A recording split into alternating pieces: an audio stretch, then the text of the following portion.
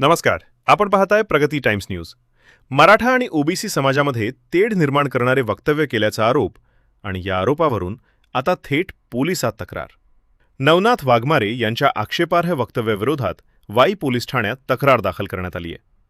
वाई तालुक्यातील गाढवेवाडी येथील आत्माराम चिकणे यांनी ही तक्रार केली असून संबंधित वक्तव्याची चौकशी करून कायदेशीर कारवाई करण्याची मागणी करण्यात आली आहे.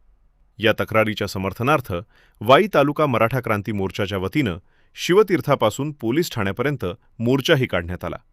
नेमकं वाघमारे यांनी काय वक्तव्य केलं आणि या वक्तव्यावरून मराठा क्रांती मोर्चाची भूमिका काय, पाहूया.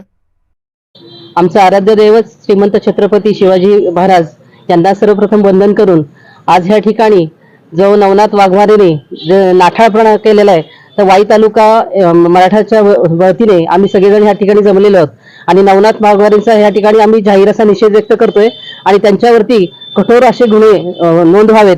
आणि मराठ्यांची ताकद काय आहे, कारण श्रीमंत छत्रपती शिवाजी महाराजांनी जर माया लेकींकडे वाईट नजरेने बघितलं तर त्यांचे हातपाय तोडा असं सांगितलं होतं. मी तर म्हणेन त्या वाघमारेची वाचा तोडा, की ज्यामुळे त्याला कळेल की मायालेकींची आबरू आणि काय त्यांच्याबद्दल वक्तव्य करणं किती महागात पडतं ते. त्यामुळे मराठ्यांची ताकद काय आहे हे आम्हाला दाखवून द्यायचंय आणि मराठ्यांच्या बद्दल परत अपशब्द केला तर त्यांना त्या अशा नाठा प्रवृत्तीला ठेचल्याशिवाय आम्ही गप्प बसणार नाही. यानंतर या प्रकरणामागची भूमिका आणि कारवाईची मागणी काय आहे, सविस्तर जाणून घेऊ.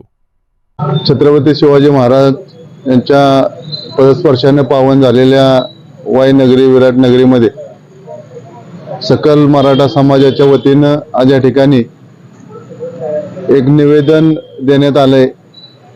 खरं तर नवनाथ वाघमारे जे कोण ग्रस्त आहेत त्यांनी अशा प्रकारची भूमिका महिलांच्या प्रती मांडणं हा तर समाजाच्या मोठा वाघमारे हा मोठा कलंक आहे. छत्रपती शिवाजी महाराजांनी हिंदवी स्वराज्याची स्थापना केली. सर्व जाती धर्मातील 18 पगड जातीच्या लोकांना बरोबर घेऊन हिंदवी स्वराज्य स्थापन केलं. अशा या स्वराज्यामध्ये महिलांकडे वाकड्या नजरेनं बघणाऱ्या या वाघमारेला खरं तर त्याची धिंड गाढवावरनं काढली पाहिजे. त्याच्यावर गुन्हा दाखल करून त्याच्यासाठी जे काही पुढे आम्हाला कायदेशीर लढाई लढता येईल ती सगळे आम्ही मराठा समाजाच्या वतीनं वाई तालुका मराठा समाजावर लढू. ओबीसी आणि मराठा समाज महाराष्ट्रात पुनर्विभाजन मानत असताना वाघमारे यांनी राजकीय पोळी भाजायचा प्रयत्न केलाय का या माध्यमातून? नाही, हे खरं राजकीय पोळी त्याचं काय प्रवृत्ती आहे किंवा त्याची वृत्ती काय आहे, तो खरंच माणूस आहे का, तो कुठल्या जाती धर्माचा आहे काय, याच्यामध्ये जाण्यापेक्षा ही प्रवृत्तीच खराब आहे. आज आपल्या महाराष्ट्रामध्ये किंबहुना देशामध्ये अशा प्रवृत्ती दिवसेंदिवस वाढायला लागल्यात. समाजामध्ये स्वतःला प्रसिद्धी मिळावी अशा पद्धतीचं वक्तव्य करायचं, पण ते वक्तव्य करत असताना महिलांच्या प्रती असंवेदनशील असा जर व्यक्ती कोण असेल तर त्याला कायदेशीर प्रशासनानं पण पोलीस डिपार्टमेंटनं पण अशा प्रवृत्तीला ठेचण्याचं काम करावं. कारण हा महाराष्ट्राला लागलेला दिवसेंदिवस अशा तेढ निर्माण करून काही लोक स्वतःला जाहिरातीमध्ये आणतात आणि स्वतःचं नाव मोठं करण्याचा प्रयत्न करत असतात. त्याच्यामुळे बोलतं तर सर्वांना येतं, परंतु आपण 18 पगड जातीची लोक जर एकत्र राहत असू, प्रत्येक गाव खेड्यामध्ये याच्यामध्ये अशा प्रकारचे सर्व लोक राहतात, मग हे जाणीवपूर्वक अशा गोष्टी करणं हे खरं तर चुकीचं आहे.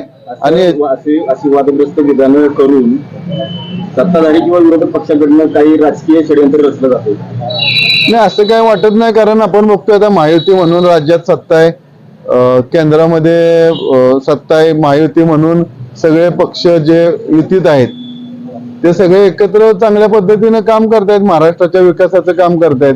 तर त्याच्यामध्ये वेगवेगळ्या समाजाचे घटक आहेत, सर्व जाती धर्मातील तिथं लोकप्रतिनिधी आहेत आणि ते अतिशय प्रत्येक समाजासाठी चांगलं काम करतायत. या अशामधूनच आपण मागच्या काळात पण बघितलंय, आपण कोपर्डी प्रकरण बघितलंय, त्याच्यानंतर आरक्षणाचे प्रश्न आपण बघितले. त्या काळात सुद्धा असे विषय घेण्याचा प्रयत्न केला, परंतु नंतर इलेक्शन झाली. त्या इलेक्शनवर किंवा राजकीय जेव्हा असा काही कुठला परिणाम होताना दिसत नाही. सर्व एकत्र येऊन चांगल्या पद्धतीने काम करतायत. नवनाथ वाघमारे यांच्या वक्तव्यामुळे मराठा आणि ओबीसी समाजामध्ये सामाजिक तेढ निर्माण होण्याची शक्यता असल्याचा आरोप तक्रारदारांकडून करण्यात आला आहे. या प्रकरणी भारतीय न्याय संहितेतील संबंधित कलमांनुसार कारवाई करण्याची मागणी पोलिसांकडे करण्यात आली आहे. संबंधित व्हिडिओची लिंकही पोलिसांना देण्यात आली आहे. मात्र तक्रारीतील आरोपांची सत्यता तपासणं आणि त्यानुसार गुन्हा दाखल करायचा अथवा नाही याबाबतचा निर्णय हा पोलीस तपासानंतरच स्पष्ट होणार आहे. त्यामुळे आता वाई पोलीस या तक्रारीवर नेमकी काय भूमिका घेतात याकडे सर्वांचे लक्ष लागले आहे. प्रवीण गाडे, प्रगती टाइम्स न्यूज, वाई, सातारा.